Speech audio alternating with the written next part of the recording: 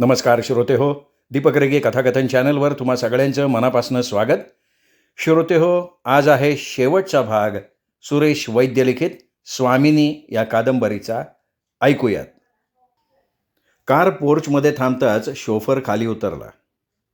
मागचं दार उघडण्यासाठी पुढे झाला, पण त्यापूर्वीच दार उघडून राकेश बाहेर पडलेला होता. हात वाकून त्यांनी प्रीतीला हात दिला. त्याच्या हाताचा आधार घेत प्रीती बाहेर आली. तिला तशीच सावरून धरत तिला घेऊन तो तिच्या बेडरूममध्ये आला. बेडवर धप्पकन बसत प्रीतीने अर्धवट डोळे उघडून त्याच्याकडे बघितलं. थँक्स. जा तू आता. Good night. असं म्हणत प्रीतीने स्वतःला बेडवर झोकून दिलं. राकेशने क्षणभर तिच्याकडे बघितलं. मग तो बेडरूमच्या दाराजवळ आला. दार आतून बंद करून घेतलं आणि पुन्हा बेडजवळ आला.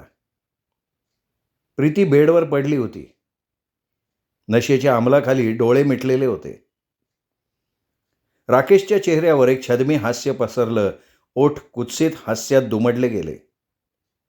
साली, माझा अपमान करते का? ओठातल्या ओठात पुटपुटत त्याने आपल्या अंगावरचे कपडे काढायला सुरुवात केली. कालच्या प्रकाराबद्दल राकेशने तिची अगदी मनापासून माफी मागायचं नाटक केलं होतं. प्रीतीनेही मग त्याला पुन्हा एकदा वॉर्निंग देत माफ करून टाकलं होतं. प्रीतीच्या दृष्टीने राकेश अगदी क्षुल्लक होता. डूक वगैरे धरण्याच्या जातीतला अजिबात नव्हता. त्याला माफ करून आपण फार मोठी चूक करतोय असा विचार तर तिच्या मनात सुद्धा आला नव्हता. राकेशच्या आग्रहाला बळी पडून ती त्याच्याबरोबर प्यायला बसली होती. राकेश तिला आग्रह करून करून प्यायला लावत होता आणि नाही नाही म्हणत असतानाही ती आपल्या नेहमीच्या कोट्यापेक्षा एक पेग जास्त प्यायली होती.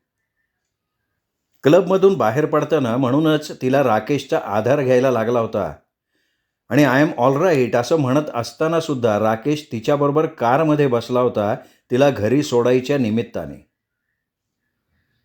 कारमध्ये तिचं तोल जाणारं शरीर सावरण्याच्या निमित्तानं त्यांनी तिला अगदी घट्ट मिठीतच धरून ठेवलेलं होतं.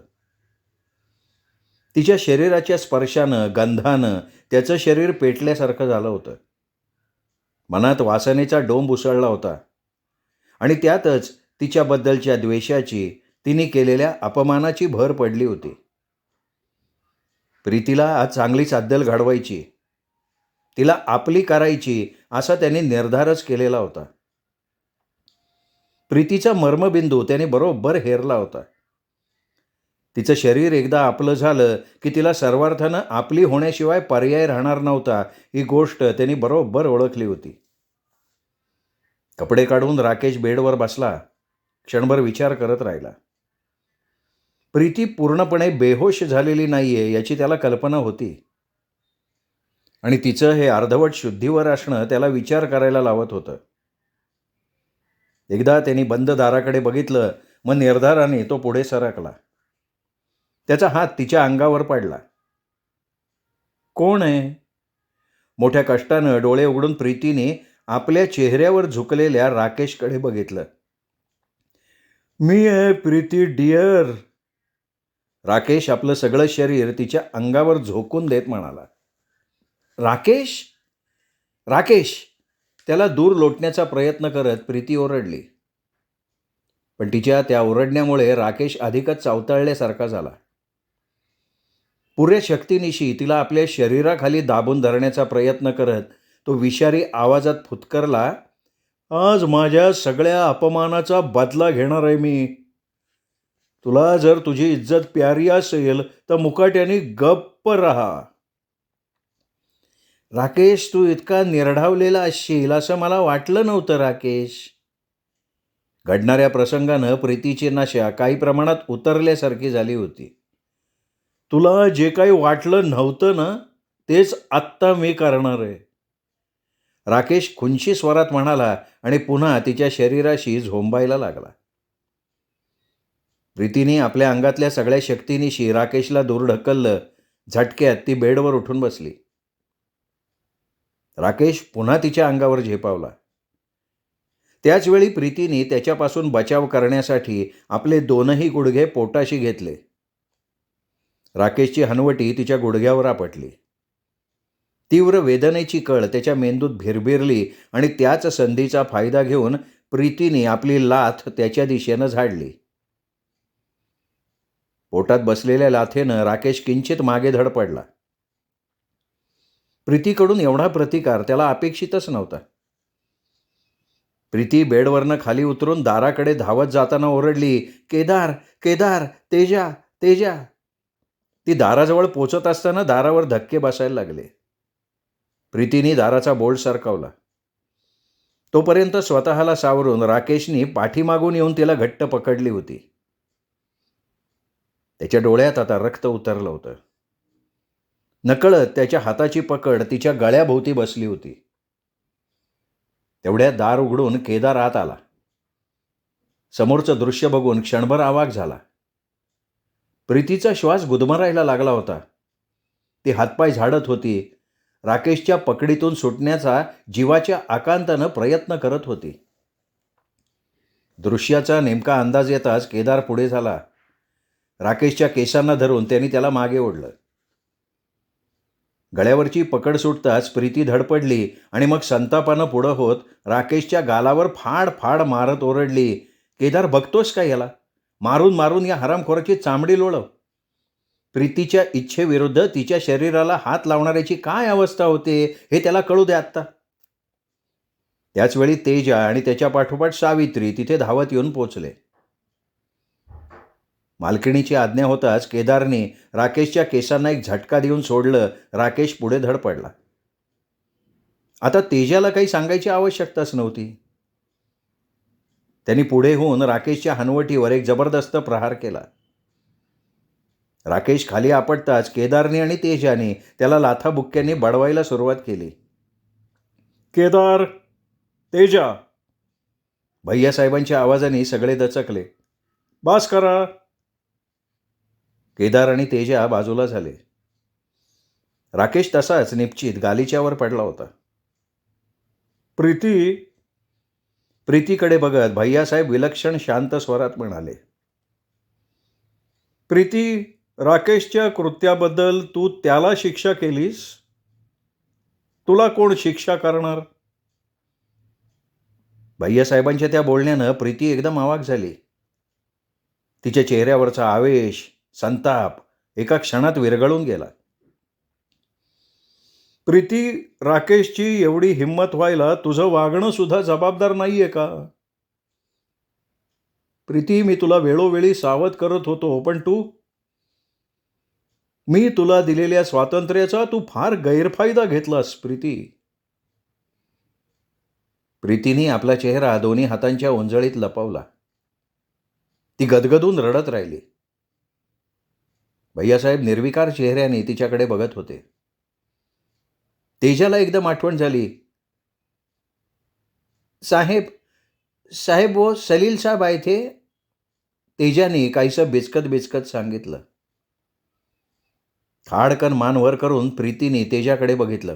कोण आलं होतं म्हणालास तू? ओ सलील साहब आए थे. केव्हा? आज ही, अभी आए थे.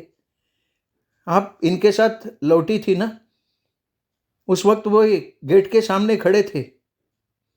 निश्चित पडलेल्या राकेशकडे बोटानं निर्देश करत तेजा म्हणाला. सलील आला होता?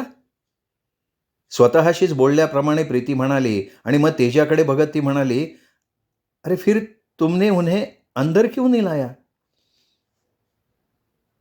मैंने उन्हें कहा था अंदर आने के लिए, लेकिन वो आपका इंतजार करते हुए अपने ही कार में बैठे रहे. फिर आपकी कार अंदर आने के बाद मैं उन्हें बुलाने लगा तो वो कार स्टार्ट करके चले गए. म्हणजे मला राकेशच्या बरोबर बघून तो परत गेला असणार. शायद. वो क्या हो गया कार में, इसने आपको. आणि तेजा बोलता बोलता गप्प झाला. सलीलचा नक्की काहीतरी गैरसमज झालेला असणार. प्रीती, आता कशाची वाट बघतेस तू? भैयासाहेबांनी प्रीतीकडे बघत विचारलं. मला सांग, तुझी जिद्द अजून पूर्ण झाली नाहीये का? क्षणभर प्रीती तशीच उभी राहिली. मग वळली. दाराकडे जात म्हणाली, सलीलला सोडून मी आले होते. आता मलाच त्याच्याकडे गेलं पाहिजे. भैया मी येते. असं म्हणत प्रीती त्याच अस्ताव्यस्त अवतारात बाहेर पडली. शोफरला बोलवण्याची वाटही न बघता ती स्वतः कार घेऊन निघाली. राजेश्री दारातच उभी राहून विस्मयचकित नजरेनं आतल्या खोलीवरनं नजर फिरवत होती. भयानक तुफानात सापडल्यासारखी खोलीची अवस्था झाली होती. टेबल खुर्ची उलटी पडली होती. त्याच्यावरचे कागद इतस्ततः पसरले होते आणि त्यातच प्रीतीचा रायटिंग टेबलवर असलेला फोटो खाली पडलेला होता.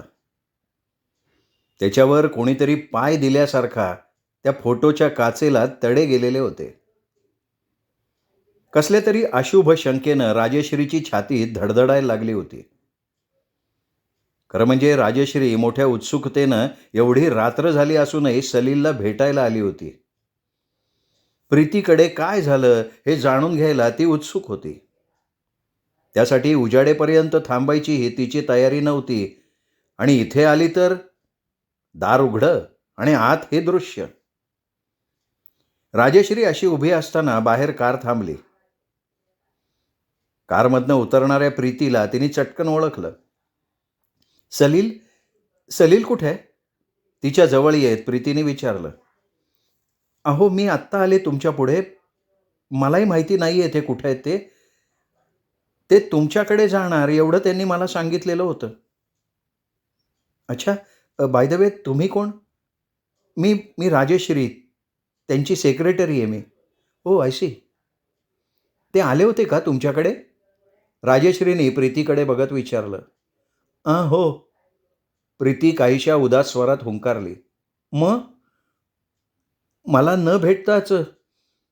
प्रीतीने वाक्य अर्धवट सोडलं आणि म्हणाली, आत्ता तो कुठे असेल याची तुम्हाला काही कल्पना आहे? त्याची दुसरी एखादी जागा? नाही हो, मला काहीच. बोलता बोलता राजेश्री एकदम थांबली. राजेश्रीच्या डोळ्यांसमोर एकदम स्वामिनी नावाचा तो बंगला उभा राहिला. सलीलचं प्रीतीला न भेटताच परत येणं, कोणत्या तरी संतापानं खोलीची ही अशी अवस्था करणं आणि प्रीतीचा तो फोटो. सलीलच्या मनाविरुद्ध तर काही घडलेलं नसेल ना? आणि त्याचा संबंध प्रीतीशी. ती म्हणाली, एक जागा आहे. मला वाटतं सलील साहेब तिथेच. प्लीज मला लगेच घेऊन चल. तिचं बोलणं पूर्ण होण्यापूर्वी प्रीती म्हणाली अतिशय काकुळतेने, चला की. दार ओढून घेऊन बंद करत राजेश्री म्हणाली. प्रीती कार चालवत होती. राजेश्री तिच्या शेजारी गप्प बसलेली होती. आपण कुठे चाललोय? एक वळण घेत राजेश्रीनं दाखवलेल्या रस्त्यावरून कार चालवत प्रीतीनं विचारलं. राजेश्री एक दीर्घ निश्वास सोडत म्हणाली, आपण आता स्वामिनीवर चाललोय. स्वामिनी? हां, स्वामिनी. तुमच्या बंगल्याचं नाव. सलील साहेबांनी तुमच्यासाठी बांधलेला बंगला. तुम्हाला कदाचित विसर पडला असेल. तुम्ही दोघांनी मिळून जे स्वप्न पाहिलं होतं ना, त्याची पूर्तता त्यांनी केली. पण कधीही त्या बंगल्यात ते राहायला गेले नाहीत. आज सुद्धा तो बंगला रिकामाच आहे. ते तुमची वाट बघत होते. ते तुमच्याबरोबर त्या बंगल्यात प्रवेश करणार होते. प्रीती विस्मयचकित मुद्रेनं ऐकत होती. सलीलच्या या प्रेमाच्या बदल्यात आपण त्याला काय दिलं? मनस्ताप, अपमान आणि आठवणींच्या आगीत जळायची शिक्षा.